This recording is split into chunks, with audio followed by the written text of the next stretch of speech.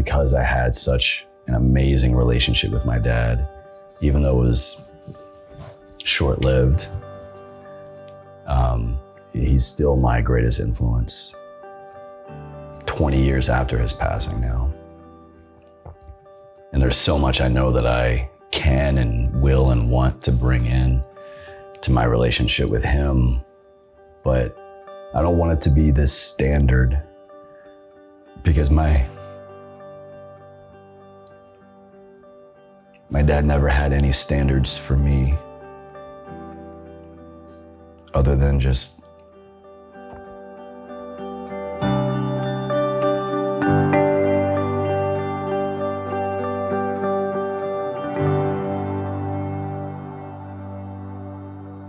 what is it about me that enables something special in you?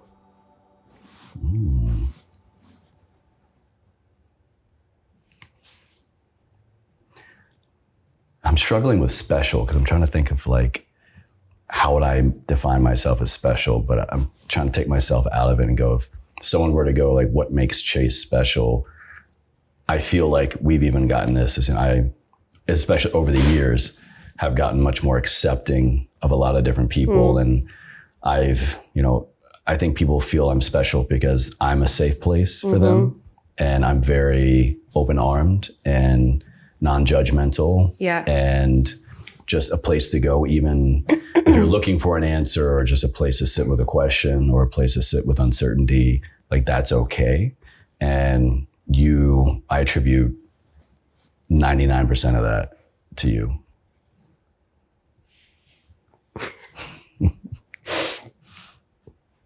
Thank you. It means a lot to me, because that's a characteristic and a quality in a human being that means a lot to me, and one that I've always wanted, but for whatever reason never came out. Never came out in the way that I wanted. But it does with you.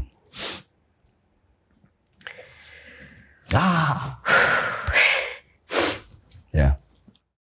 How has being pregnant changed you? What new thoughts and feelings have come up for you, and how can I support you more with that?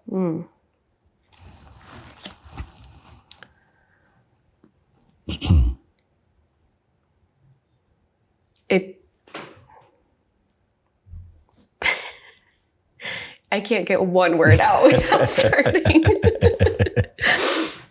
It's changed me in so many ways.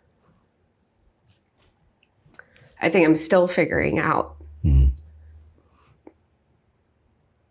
I will, in the future, be uncovering how this whole experience, not just pregnancy, but everything leading up to it, has changed me. I'm definitely much more emotional, which I see as a good thing. Yeah. I feel very sensitive and fragile, which puts me more in my feminine energy, which is not my baseline. I feel like I'm generally more of like a masculine person, presenting, strong, and I can handle this, and, but I feel much more feminine, and I feel very empowered by that. What was the second part of that? How can I support you more with that? I think you've been incredibly supportive, which everyone says, like, just wait, you're going to fall in love with your partner so much more when they become a dad. But I haven't heard a lot of people say you're going to fall in love with them so much more when you become pregnant. Huh. And I really have.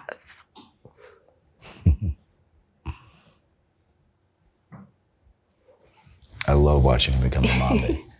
Yeah. What's the greatest thing you've learned from our worst fight? Ooh.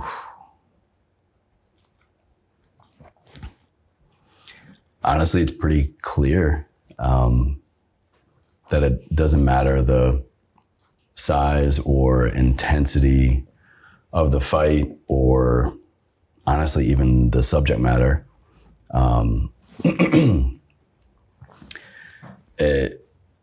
It comes down to the choice. Do I choose to be here with this person? Do I choose to fight this fight? And the answer for me has always been, without a shadow of a doubt, yes. And after that, I feel like, I don't know if everything becomes easier is the right way to describe it, but steps become clearer. Mm-hmm.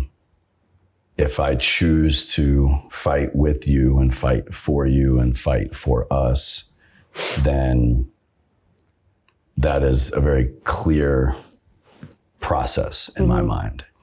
Whereas if I'm choosing to not choose us, or choosing to stay focused on the subject matter, or focused on who's right or who's wrong, or focused on, does this make me look good, or does this, give me any bonus points, or, any kind of like ego that might rise up.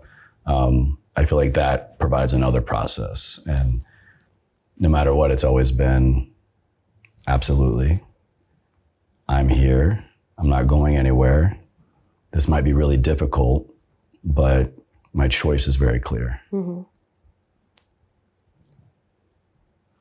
And then after that, it's like, it's the choiceless choice, You always have been and you always will be.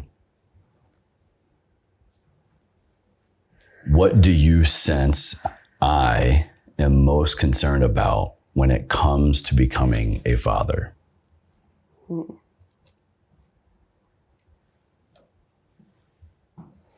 Probably his morning routine, protein consumption. What biohack? I'm just kidding. Most concerned about.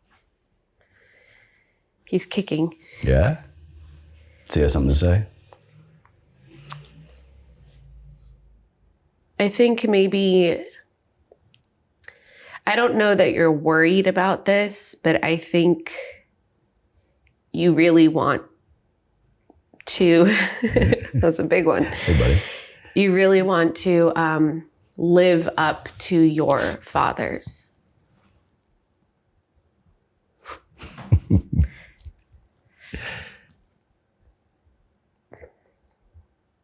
Just legacy as a dad.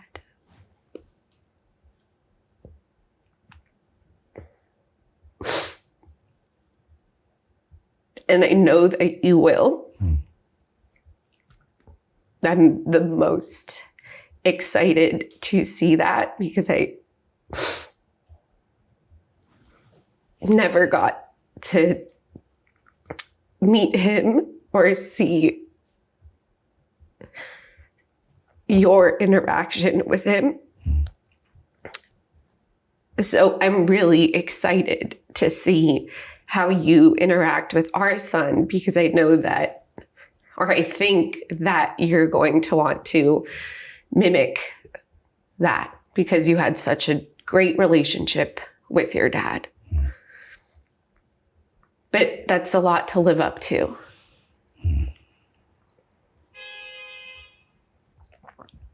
They agree. Yeah.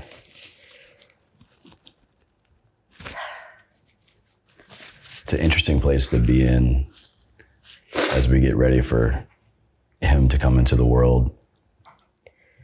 I would call it a struggle. Something I've been mulling over a lot is because I had such an amazing relationship with my dad, even though it was short-lived. I had 19 great years with him. And he's still my greatest influence 20 years after his passing now. And there's so much I know that I can and will and want to bring in to my relationship with him. But I also want him to teach me. I also want us to have a novel relationship. And I don't want to try to, and I don't feel like I will. And I feel like I have you in my corner to bring this up if I am, but I don't want to try to recreate anything. I want to just pull from that incredible example I had to guide me, but I don't want it to be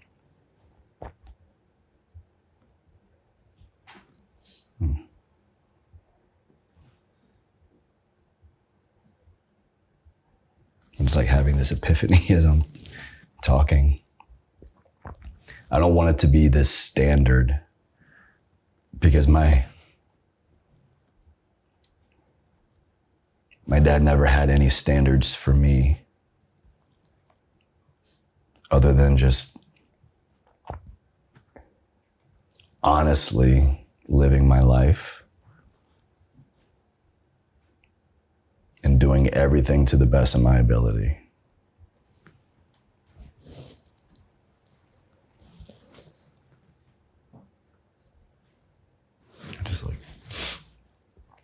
I felt like I just felt him.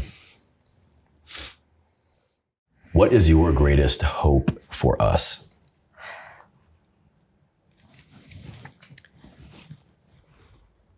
Just to be happy. To start our little family. Maybe one day a big family. And just continue doing what we're doing. Living our lives the way we want to live them. Exploring.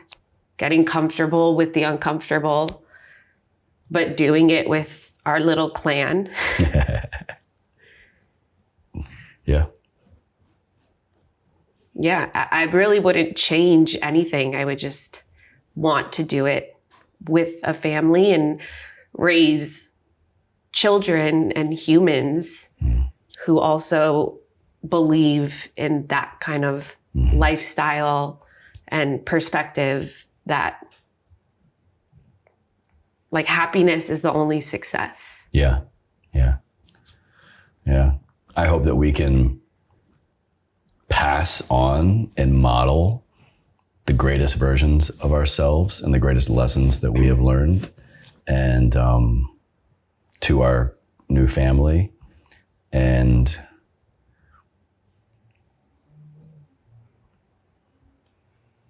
not shield anything from them.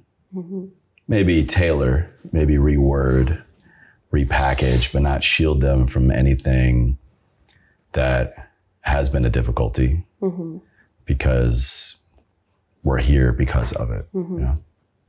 What does my love feel like? It feels like that.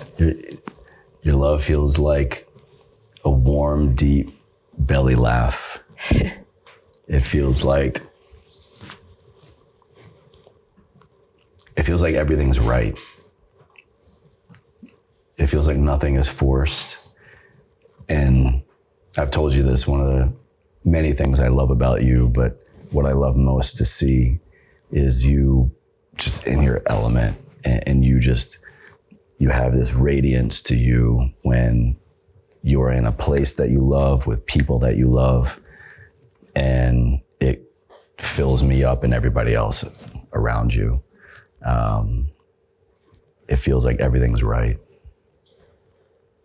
If this were to be our last conversation ever, what would you never want me to forget, and why?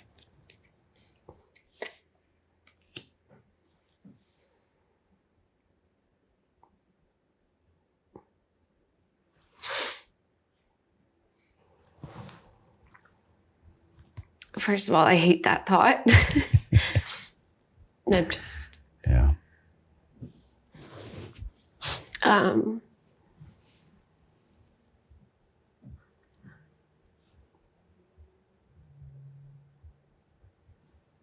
This is so simple, but just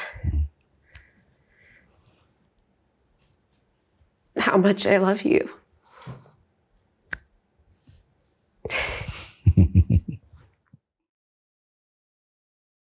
Tell me how you're feeling.